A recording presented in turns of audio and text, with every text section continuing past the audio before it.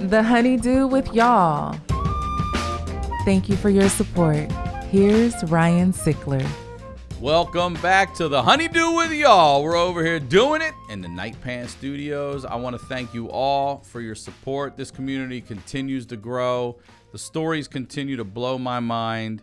And please, if you or someone you know has that story that has to be heard, submit it to honeydewpodcast@gmail.com. Make sure your credit cards are up to date. And if you're in for the long haul, subscribe for a year and you'll get over a month of free episodes. All right. I love you all. Please keep sending your stories. You guys are strong. The community is really something else. And today's episode will be no exception. Please let me welcome to the Honeydew with y'all today, ladies and gentlemen, Zoe Smith. Welcome to the Honeydew with y'all, Zoe. Hi. How are you doing? I'm good. And I detect a little bit of an accent. So where are you right now? I'm in New Zealand, in All the right. north of the New Zealand. Yeah. In New Zealand. And Zoe, how old are you? 32. 32. And what do you do for a living? Now I'm a personal trainer for the last 3 years. Did you say a yoga instructor too, or did I make that up? No, you made that up. I made that I'm up. a personal trainer. I make Yeah. up a lot of stuff. But you're also a mom, you told me, correct? Yeah. Yeah, I've got two kids. 2 kids. All right. 4 and 6. So, tell me a little bit quickly about, where you're from originally, like the area, and then we'll get into your story. So I'm from like a small town. I don't know how many of your listeners know New Zealand, but from the north of the North Island in New Zealand, there's about 50,000 people in my town. And yeah, I grew up here in the middle of nowhere, very far away from town, and went to school, had a normal life, have great parents. And yeah, my story kind of takes place in my late teens because my childhood was very normal and nice, which it really seems was strange. Huh? Yeah. Yeah. I had great parents. Everyone was nice to me. Nothing terrible happened to me. I had good friends. I did really well at school. I was like a prefect, which I guess you guys don't have that because it's very English. But yeah, I was a good kid. And then I met a weird dude at a wedding when I was like, yeah. See, weddings are no good for anybody. Nah, it's not a good move. So, all right, we're going to actually talk about the age range of 19 to 23, you said, and it all starts at 19 when you met this guy at a wedding. Whose wedding? Whose wedding were you attending? So it was like the weird guy, a guy that used to rent one of the houses on the property that we live on. Okay. He moved out and was still sort of vaguely a family friend. So it wasn't like we were important people in the wedding. We were the ones that I just invited. You know how there's like. But you didn't take a date with you? No, I took a friend that didn't know him at all, and we were just hanging out. All right. And so you meet this guy. Yeah, I met this guy, and we were sort of talking with a group of people. And my ex-boyfriend was also at that wedding, and me and him were good friends. And he saw that I liked this guy that we were talking to, and he had gone to school with that guy because I was 19, and my ex-boyfriend and the guy that I met were both 7 years older than me. So he was like, "Hey, I know him. Do you know that he's gay and he is HIV positive?" And I was like, I don't really care because I'm 19 and I'm dumb and I don't give a fuck about You really shit. did have the attitude of I don't care? Well, when he told me those two things, he's gay and he's got HIV, the one that pissed me off the most was that he was gay. I was like, damn. Like, I was like, damn it. There goes my shot. That guy. Yeah. And so I was like, fuck, I really like that guy. And then I was like, oh, well, we'll just be friends because he was funny and he was. So like you the life of believed the him, though? party. You didn't think he was cock blocking or trying to derail? No. You really did believe him when he told you? We're good friends, and Okay. he said it. And I know that he was just trying to be like, hey, by the way, that guy's crazy. So, like, beware. And I thought, oh, well, who cares? I'll just be friends with him. Like, he'll be my fun gay friend because whatever. But obviously, I still was into him. So we started hanging out. That wedding was in like September, which in New Zealand is spring. So it was like the beginning of the summer. And then that whole summer we were hanging out, and secretly I was like, I really like you. You're really hot. And I wish that you weren't gay. And then we got drunk, hooked up. And I was like, hey, I thought you were gay. And he's like, hey, like, sexuality is fluid. So we just started hanging out and hooking up. So hold all on. of my friends. The Yeah. first time you have sex with this guy, do you wear protection? Does he? Do you use protection? I don't remember, but I don't think so, because we were so drunk. And And- he's like, was fresh out of rehab when I met him. He was like a proper alcoholic, like the ones that shake before 10 a.m. if they don't sell Yeah. a bottle of wine, like the real alcoholics. Which when I met him, he was just out of rehab. So he was like healthy and fresh and didn't have those symptoms yet, but very quickly went back into being like that. So the summer was fun because he wasn't in the depths of his addiction. So can I Back into the ask depths you, of his how was addiction. the sex with a guy who says he's a gay guy? How was the sex? Pretty good, which He is was- probably why. Yeah, he's pretty So good. is he He's really good bisexual looking. then? I mean, when he was in high school, he was like a cute guy and all the girls really liked him, and he's not like a very effeminate gay guy. Were you the only And- woman he had sex with? No. So he was gay as in like, I don't know, he was gay, but he said he always fell in love with women and he could have sex with women, but he was gay. Like what turned him on was men. It wasn't, yeah. So I felt like I was always fighting against that. And whenever he would be into me, I was like, yes, like he must be on a good day or whatever the bullshit Like, was. I like Heinz ketchup, but if it's the only thing available, I'll take Hunt's. Yeah, Exactly. I hear you. Yeah.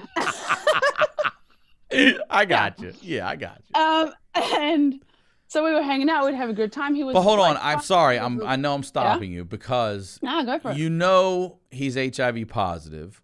And Yeah, but I'm dumb. And I'm that's like, fine. Look, we all are Yeah. at that age. We all have made plenty of mistakes. I mean, that's a big one, but we all have made plenty Yeah. of mistakes. But are you having an open dialogue about it at all, or are you just not addressing it? Are you ever asking him? Are you ever asking if, hey, maybe this I time don't- we should put a condom on or any of that? The thing is that it was so.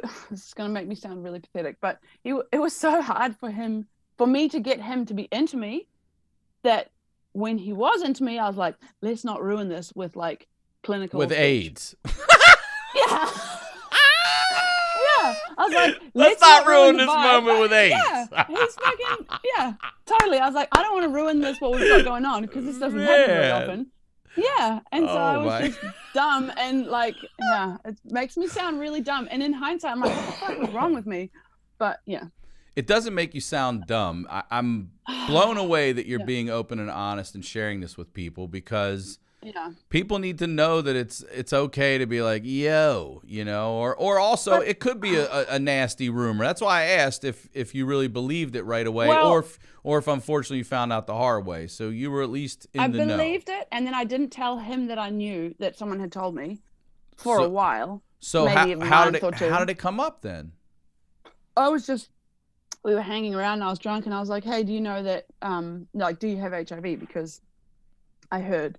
And then he was like, oh yeah, like blah, blah, blah, and crying and all saying like, I told my mom and she told everybody, and that's how the guy that told you knows, because he was keeping it a secret from everybody. And he had confided it to his mum, and his mum had told our very small community here. So very quickly everybody knew. His And mom so ratted everybody him out? knew. I mean, know, thank fucking God, but still, what a person to yeah. rat you out. Hard out. And then he yeah, so everybody, that all of my friends and all the small community that we lived in knew, and were like, what the fuck is wrong with you? Why are you hanging out with this guy? Like, don't you know? We all know that about him. It wasn't like me and him had a secret. But and you nobody else have knew you that. have unprotected sex for over a month before it gets finally brought up, and then he's crying. He doesn't apologize. He never once feels remorse or regret he or does, oh my God. and he's like, I shouldn't do this, and I'm, you know, like, you're so young and you've got your life ahead of you, and I'm 25 and I'm so old and like fucked up, so, you know, whatever. And we just keep hanging out, and then I went back to Auckland, which is about 4 hours away, to study, and he moved back there, which is, it's like the biggest city in New Zealand. It's like the only city that has any kind of city life. You have to realize we live in a very big country with very little people. And then I was studying again and really fucking up my studies because we were taking a lot of drugs. And my friends, which were a very close group of friends that we all lived together, we like moved into different flats, or whatever you call it, like we got different houses, different roommates, because they were like, you're on drugs now, and you've got this crazy boyfriend who's like weird and What drugs just, did we you don't start like him. using? Meth, which is very big problem in New Zealand. So Yeah, who introduced you to the meth? him and his brother. So you're getting AIDS and meth out of this guy. I know, it's such a good guy. Like, it's just It's not starting off good. I'm a big know, believer in it's not how you start, it's how you finish. Hey, but I'm he thinking was you really get the cute, fuck out okay? of Holy shit. Yeah. So you start, and are you so smoking it? Are you snorting it? How are you smoking using it. All right. Smoking it first, and then that like was under control sort of for a while, and I was still studying, but we were partying a lot. And then because he had been a prostitute when he was younger. Is that how he got it? I think so, or just because he was like typical. This makes me sound bad, but I'm allowed to say it because I would hang out with a lot of them. Like gay guy who just fucked everybody and didn't give a fuck, and just I don't know how, he doesn't even know how he got it exactly from who. He just got it from his lifestyle. Okay. And when I met him, he wasn't on medication yet. So I don't know if you know much about HIV, but you get it and then you are super contagious for ages. And then until you're What's ages? How many, we talking about years? like, yeah, it depends. It depends on how healthily you live and what kind of, where you catch it. So whatever, if I caught AIDS from somebody who was really advanced, then I would jump to their level pretty quickly. I see. Like, so you start wherever they started at, sort of. I'm dumbing it down, but basically. I understand. And then you keep getting blood tests every few months, and when you're, I don't know, can't remember what it's called, but you're like, your cell count gets below a certain level. T cells? Yeah, that's it. Then you have to be on medication to stop it going any lower. But in those years, or however long it takes for your T cells to get low, you're really contagious and you're not on any medication. And I met him in that awesome period of his life. Oh. So, of course, he was super, yeah. Okay. So he's super contagious, and now you're having unprotected sex, you're smoking meth, and you begin work as a prostitute? Is that what you're about to tell me? Yeah. So it started. How do you do that?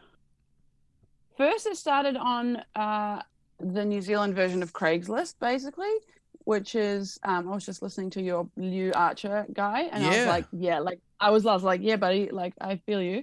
Same thing, generous, like you use the same words, and then. So when I see an ad that says generous, that means this is sex for hire. You're paying me. Yeah. Okay. Because if you say it explicitly, they'll ban you or they'll like take you off because you're not allowed to do that. Anyway, so I met about. Wait, 2 or 3. Let's hold on. Go. You can't just jump into hold on. You're this good girl gone bad. You say you had this great upbringing, and then you meet this wild guy, and now you're smoking meth. Why do you decide to be a prostitute? Do you need the money? Is it to afford the addiction, the lifestyle? Is that what it is? Both. Are you not working a regular job anywhere else? Because you're what, 20 now?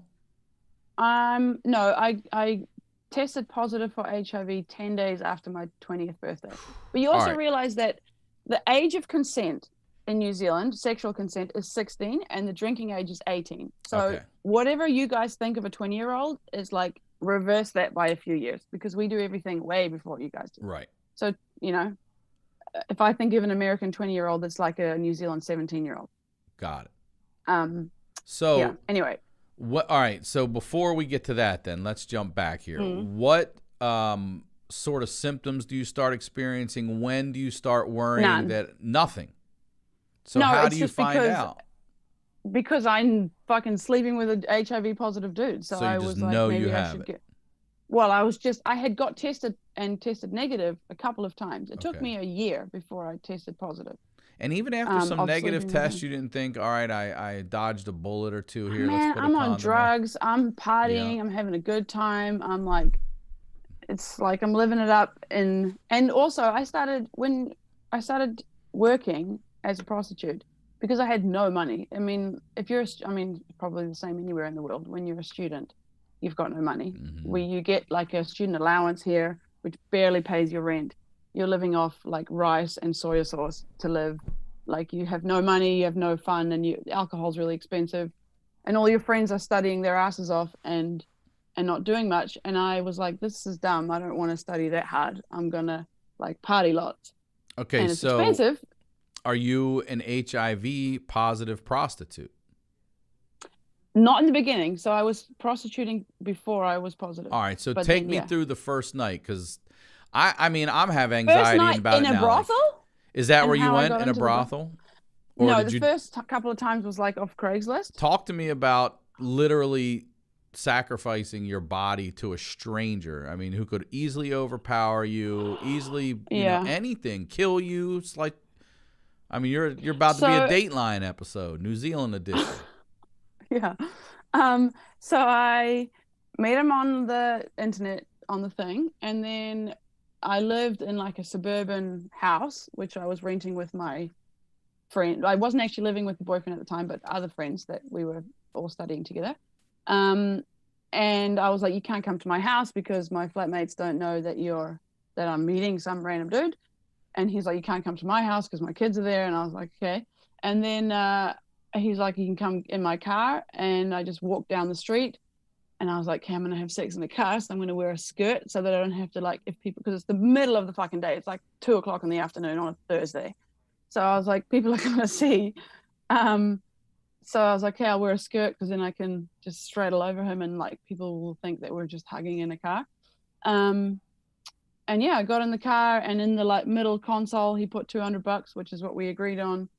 And he was like this, I don't know, late 40s Indian guy. And we just didn't say much. And then he like smelled really heavily of whatever cologne. And then he put on a condom, and like I just straddled over him. So you did make him wear a condom. I was going to ask. When I worked, I always used a condom. Okay. Because I was like, these dudes are nasty. You can catch anything from these fuckers.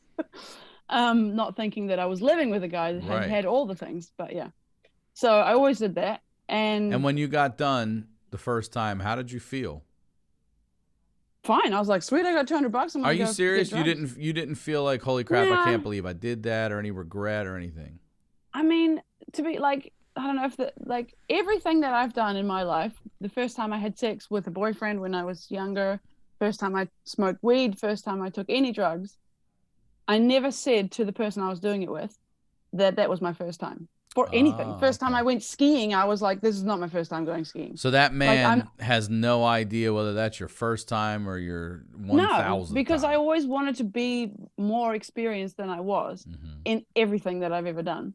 So I always lied and was like, yeah, I've done this before, no matter what it was that I was doing.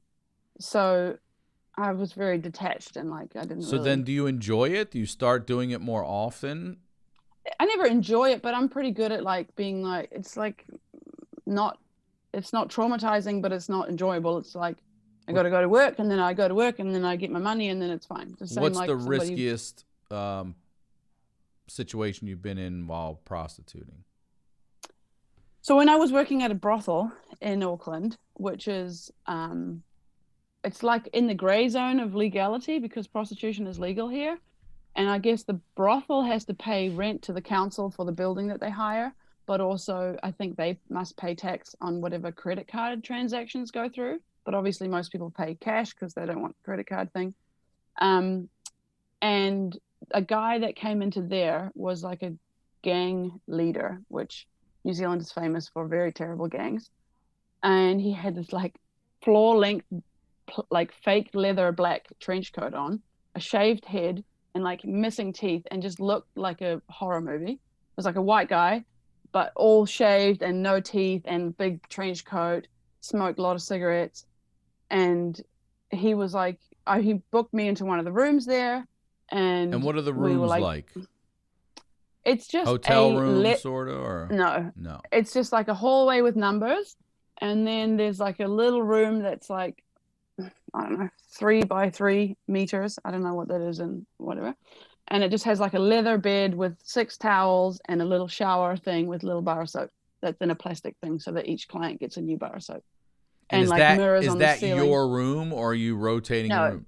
You rotate. So when you hang out downstairs in a bar, and all the girls just kind of hang around in this bar, and the dudes walk in, they can buy a drink, and then they talk to the girls, and when they want to book one, you and the guy go up to the counter, and then They'd be like, "Oh, you're in room 6," and then you go in there. And what are the average age of the girls at this brothel in New Zealand? Are we seeing age? chicks in their 50s and 60s still holding on, or is this okay? No, they wouldn't make any money.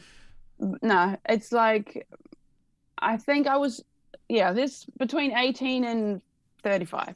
Okay. And the ones that are in their late 30s, some might be in their early 40s, are like keeping it together really well. They got fake boobs, which is not normal in New Zealand, and they've got they're keeping it together pretty well. And how does the transaction work? Do you pay a percentage to the house? They pay $250 an hour, and I get $120. Okay, so you get just under 50%. God damn, they're hitting you hard, huh? Fucking A. Okay. No pun intended, girl. No pun intended. Yeah. And then they're really strict about you not getting their phone number and meeting them outside of the brothel and undercutting them, which everybody fucking does. Sure. But you try to keep it, you don't get caught, because if you get caught, then they don't let you work there anymore, and then you have to go to the seedier brothels, and nobody wants to do that. And at this time, your boyfriend knows you're doing this and doesn't have a problem, or you're shutting up about it? No, it was his idea. Because you have to realize, like, I think in his mind, we were like best buddies. We were like a girl and her gay best friend. And I was like, I'm in love with you and I want to have sex with you. And he was like, no, you're my cool friend. And we would get along really well as friends, and he was funny, and we would hang out and laugh and like the same movies and whatnot. But the whole time I was like, no, I want to be your girlfriend. Like, I like you. And he was like, no, we're having a good time. We're partying together like friends that party together, and then we get wasted sometimes and have sex. And to me, I was like, this is how marital relationships.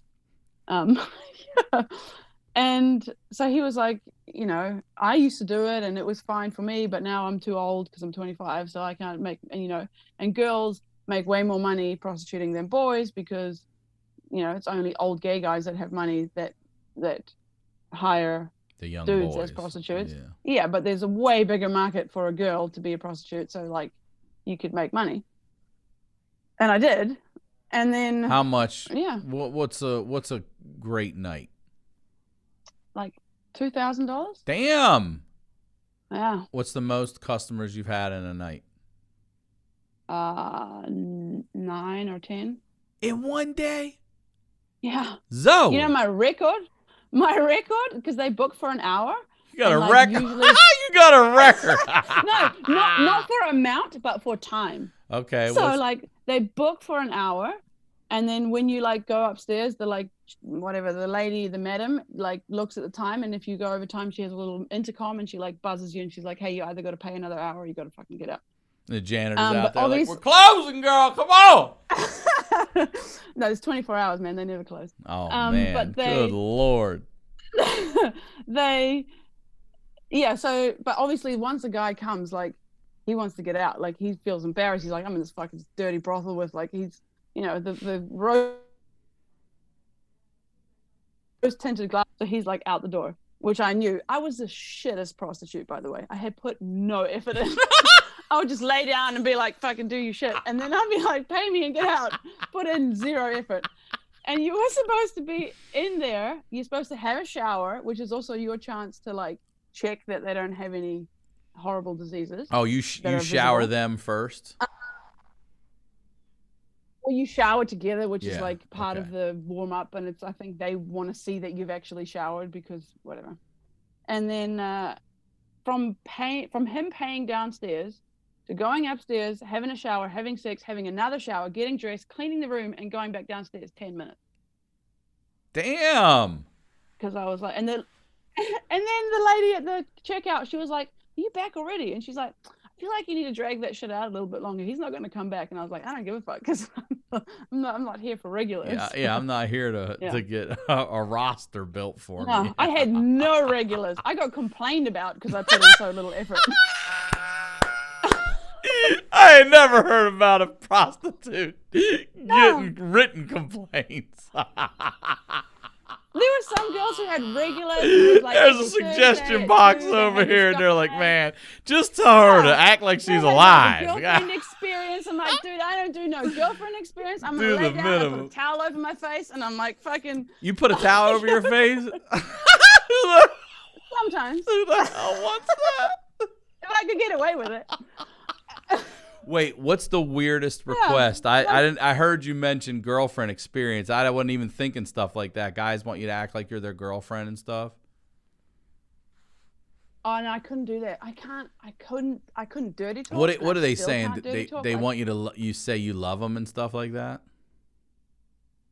Yeah, and like kiss them and ask them about their day and like pretend that you like them. And I think all of my clients knew that I did not like them at all. Like I was not good at this. What's the strangest request? But I was 19. To have a really cold shower and lay down and pretend I was dead. No. And then he would like, yeah, and then be all floppy and like. No. That was pretty gross. He wanted. Yeah. He wanted. And I was like, this is pretty easy because I'm tired. So You're like, this is right up my alley. It's cold as fuck, but like. Give me all the necrophilia. Think I found my angle. Like, I'm gonna take a nap. Just keep him coming. That is insane. That is so. Yeah, I was all about like pissing on people. I'm like doing it. I'm there. Like all of the shit. That's the other thing. They'll pay you to piss on them, huh? They'll pay you to do that. Yeah. The funniest one. There was a guy who was like, "I want you to piss on me," and then obviously you do it in the shower because it's like less cleanup. And he was like crouching on the ground, and I'm like standing over him, and I could tell he had never done this before. It was like he was like, I wonder if I'm into pissing. Like, let's go and see if I'm into pissing. And as I started pissing, I could see it on his face. He was like, yeah, I'm not into pissing. And I was like, yeah, no, I stopped. And he's like, okay, cool. And had a shower and was like, I'm going to go now. Like, this is not my thing. It's like, hey, you tried it. You tried it. It's not your thing. Oh, my God. You're a trip. Yeah. All right. So hold on. Okay. Let's see. I'm looking in here. Okay, so I'm sorry. We diverted from the fucking Keanu in the Matrix over there. Sam Jackson in the Matrix, the guy with the leather overcoat. Oh yeah, The bald head and the busted teeth. Mid-50s, late 50s, and I knew, like, you know, he walked into the brothel, and the girls that had worked there for longer, they were like, you know, like, there's Calvin, like he's serious shit. And I was Calvin? like, what is the deal? Kelvin with an Kelvin, E. like the temperature. Yeah. And they were like, he's the leader of the headhunters, which is like a big gang in New Zealand. And I was like, I don't fucking know. I'm little and I'm white and I'm from a little town. I don't give a fuck. I don't know. And they were like, you know, just be careful of him. But then the druggy girls, because there's like almost like a segregation in the brothel of like the girls who work the day shift and kind of have normal lives and kind of are like normal people. And then there's like the druggy ones, which are like hardcore, and they work night shift and they take the crazy ones. So I was dancing the line between them because I was still going to university or college, like during the day. You were? And then that petered. Yeah, I studied film and television production. And did you ever run into someone you knew? No. But one of my friends that I met there did. Her like brother's best friend or whatever. But I lived from a totally different town. Okay. And like, yeah, no, I never met anyone I knew. All right. But anyway, so they were like, oh yeah, you should be careful of Calvin, you know. But the druggy girls were like, oh, they were like fucking all over him like moths to a flame. And I was like, he's got good drugs, clearly. So I'm gonna go hang out with this guy. And then I hooked up with him a couple of times in the brothel, and then you can do like an out call. So it's still through the brothel, but they have a driver and they drive you to wherever the guy wants, like a hotel or his house or whatever.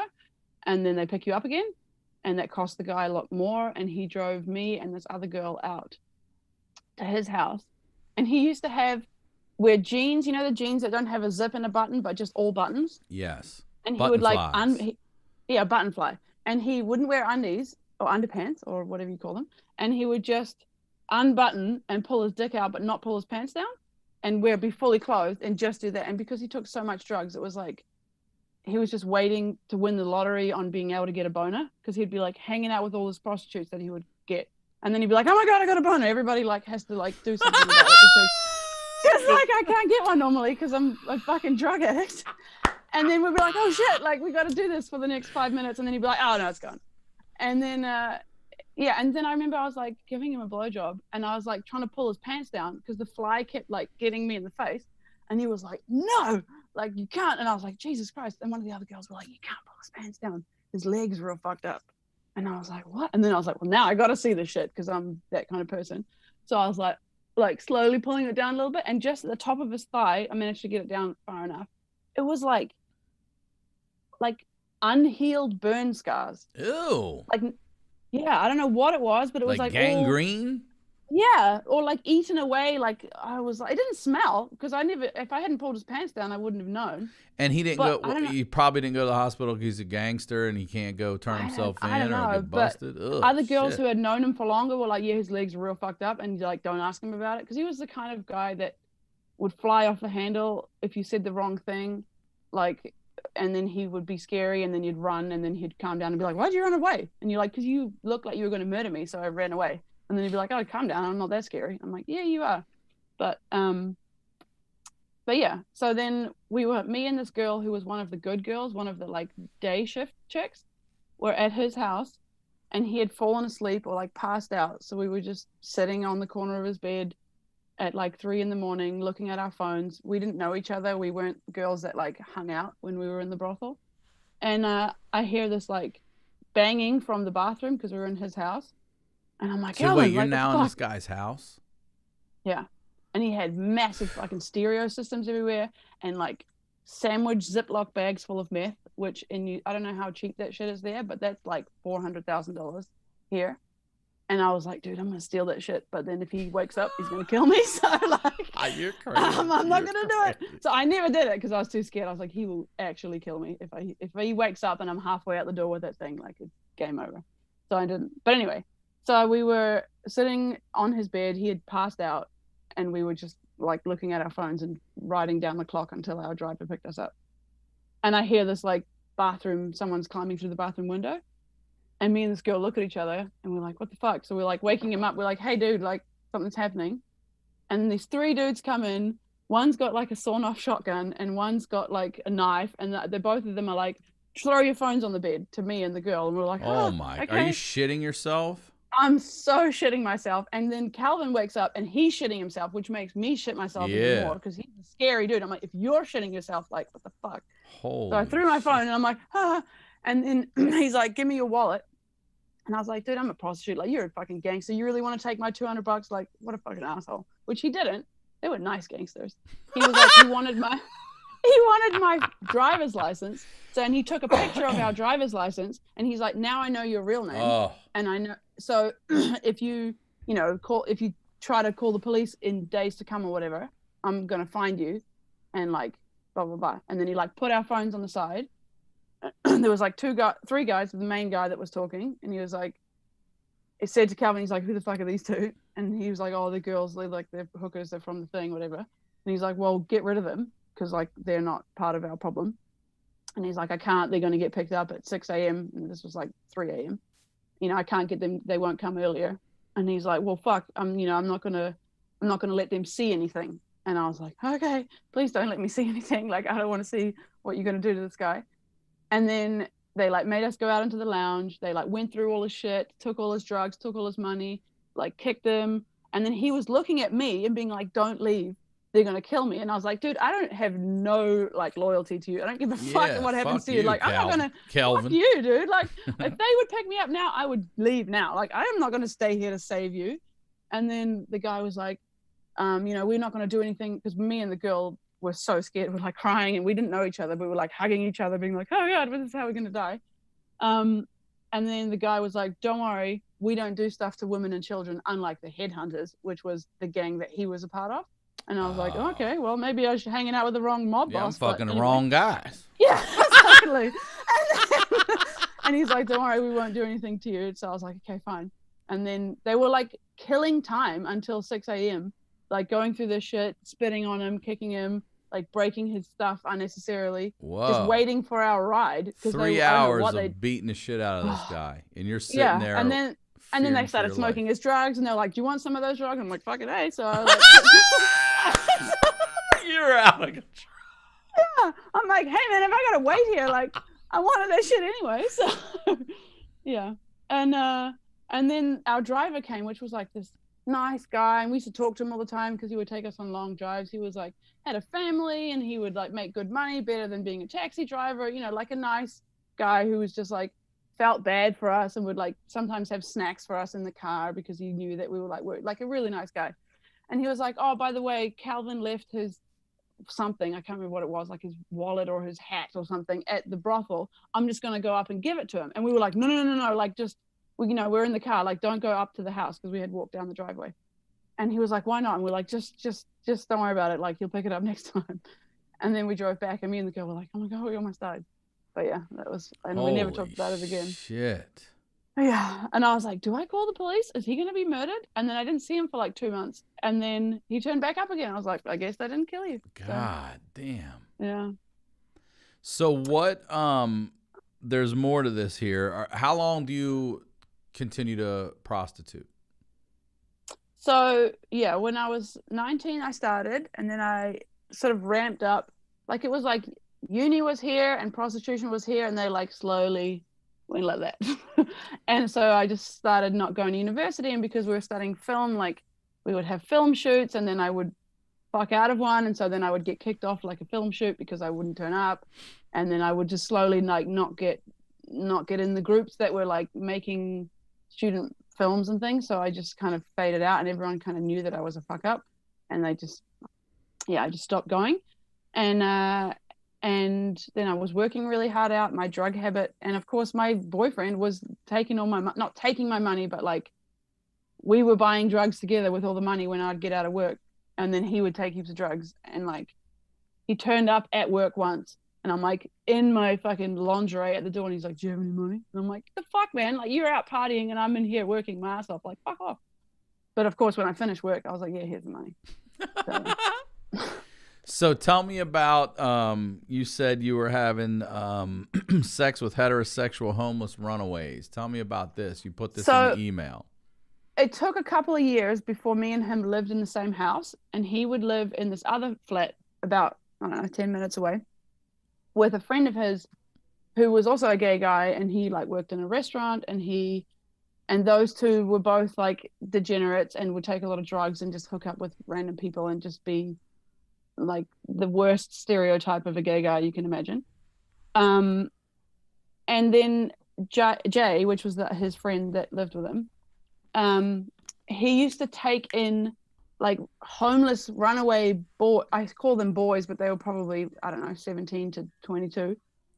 And Jay was like in his late 30s. And be like, I'm a nice guy, I'm giving them a place to stay, I'm like giving them food and stuff, and they're homeless. Obviously he wanted to fuck them, and he wanted to like see them naked and shit. And I would go over to my boyfriend's house, which was also this guy's house, and we would all hang out and party and drink and take drugs and whatnot. And then some of those homeless guys would want to hook up with me because I was 19 and cute and like young and a girl. And so then they would be like, you know, Zoe, you should hook up with him because, you know, you can, and then they'll be naked, and then we can see them naked. And then I was like, okay, because I was wasted and whatnot. So then I would like hook up on the lounge on the floor with these like dudes, and then they would sit on the couch and jerk off, and it was pretty gross. Yeah. And the guys that you're having sex with are into this too? Yeah, because they're living on the street, and I make it sound like I was this crazy drug addict, which I was, but I kept my shit together. Like I had clean skin, I had my hair done all nice, I had money, I had like, you know, I went to the hairdresser, I had nice clothes, I was young and like skinny. Your teeth aren't falling out from the meth. My teeth aren't falling out. These are all my real teeth. I mean, like, your skin looks amazing, especially for, I know you said you got your lights on properly and everything, but still, for someone who smoked, how long did you smoke meth? For 4 years, 4.5 years. Holy shit. But then I started shooting up meth as well, which is like... tell me about that. How do you get into that?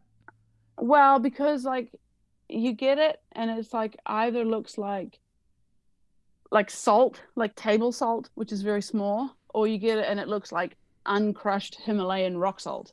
You know, it's like kind of pink and rocky, and that's the good shit. That's the uncut shit. and we never really got that much. And then one day, me and my Rupert was his name. I don't care if you know his name. He got it, and he's like, wow. And he used to shoot up, but he didn't really when we were together. And he's like, man, this is a really good shoot. We should shoot this up. And I was like, okay, because like whatever. Again, me being like, I've done that before. And you're already HIV positive at this point. Pretty much, yeah. By the time I was shooting up, I was. All right, yeah. so let me go back one step here.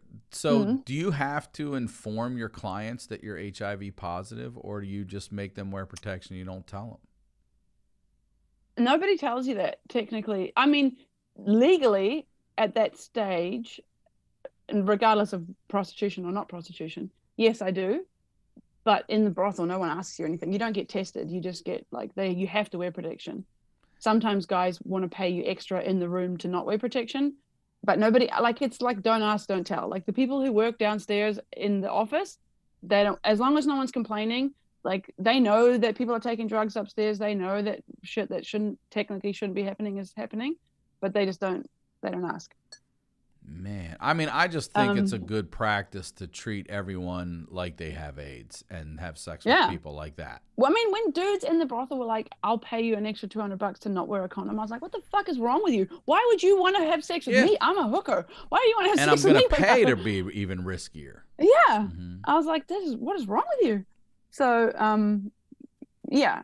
And so we started shooting up. In New Zealand, you have like needle exchange. I don't know if you guys have that. Some places, I think they do actually. Yes. Here they have prostitutes collectives. They have like everything is super supportive. Like you can go and get clean needles. So we never shared needles. I had old needles because it's so easy to get clean ones. They're free and like you can pick them up everywhere. So yeah, I started doing that and yeah. So when there were these homeless guys in the house, like they were freshly homeless. They weren't like, you know, with long beards and hair because they'd been there for 20 years. They had run away from home like 3 years ago. And yeah, they were like, I'm not hooking up with cute girls because I'm a homeless dude. And here's this cute girl in a house that wants to have sex with me. Like, of course I want to. Who cares that these gay guys are jerking off over the top of it? Like, I don't give a... Man, you have lived a fucking life. We're talking about, this is a 4-year span, right? Yeah. So what starts happening with, go ahead.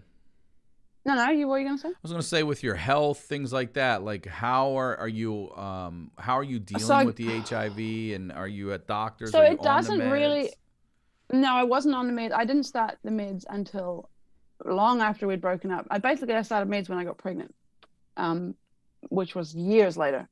And I didn't have any health things. You just feel normal. Like you don't feel anything. You just feel the same. Like if you didn't get tested, you wouldn't even know. Whoa. Until this day, I've had no symptoms of anything. It's just blood tests that tell me that I had it. And yeah. And then like the drugs got really out of control. I lost heaps of weight. And my mom was like, you know, I would still see my mom sometimes because I'd come up to visit her and she knew that I was with this guy. She knew that I was on drugs, but she didn't really ask because she was like trying to keep contact with me and not push me out completely. Yeah. And then yeah, it just got super out of control and like then I went to Australia, which was a whole nother kettle of fish. What did you do in Australia? So there's like the biggest brothel in Australasia, which is like has like 150 girls working in it, which the one I worked in Auckland was like 12 girls. And it's this massive 3-story building with like cleaners, and so you don't have to clean your own room. Like it's a huge operation. And are these women from around the world? Or are you seeing Asian women and American? In New Zealand, not so many, but in Australia there's more. But there's also like a lot black of Australian girls and British girls. Are you seeing not that many, but some, yeah. And yeah, and there were some girls that I worked in Auckland with, and they were like, hey, you should go to Sydney because that's where the real money is. Plus the exchange rate between Australian dollar and New Zealand dollar was really good. So you're like doubling your money for the same shit. So I was like, cool, I'm going to do that. I went there. Competition was. What is the interview process to get hired at a brothel? This brothel in Australia. That's it. That's it. They don't Photos they and your don't call ID. the old place and be like, hey, did she have any complaints? Like, yeah, she got 3 or 4. Let's step it up a little bit. Nah, nah. No. You send your driver's license, like your ID, because I don't want to get in trouble, and your and photos, and that's it. So you quickly And then- got in then, and you went Yeah, with me a and my job. friend. I went with a job. A friend of mine that I worked with, and that I met in the brothel, and we were like made friends. We went over there together. They have like an apartment building, like a whole apartment building behind the brothel, where all the girls that come from out of town like can live for free in this apartment building. That apartment building was fucking out of control. Nice? Was it nice or no? No, it wasn't bad. It wasn't gross. It was just like a fucking whole apartment filled of prostitutes. Oh, that are one like- apartment. No, a building. Like Oh. there's maybe 6 to an apartment, and there's So a you whole 4-story, like 6 Oh. level, like so crazy. why is that not a Hundreds of them. reality show? So you Well, work fucking should be. you That's work the thing in I this was- building here, and then you live in the They're building like, and if you behind go it. down and across the street, that's the passcode, and you're in apartment 2C, and then you've Oh. got that room, and you can stay in there while you're working here, and that's it. And because brothels are 24/7, so you like, you know, they give you your shifts, and you can go and sleep in the like blacked out rooms and that thing when you're not working. And yeah, and then I started working there, realized that the competition in Australia was way higher, like the chicks are way hotter, and I was like, oh shit, like, you know, this is some serious You're like, I prostitution might have shit, to like- roll over here. Yeah. I might have to take the towel off my head. Totally. Yeah. So, You're I too gotta much. actually work here. Like this is hard. And and that's where I met the like Chinese drug dealer guy who like booked. They had rooms that were like the size of an apartment with 3 beds and a full bar and a pool table and a spa pool and a stripper pole and a stage and like a whole it was like an apartment, but like a Playboy thing. Penthouse, yeah. Yeah. So we were up in there, me and my friend from New Zealand, with this guy who was like this little, his nickname that he gave himself was Ninja. And he was like this little fat Chinese guy. And he just like gave us heaps of drugs, didn't even really want to have sex with us.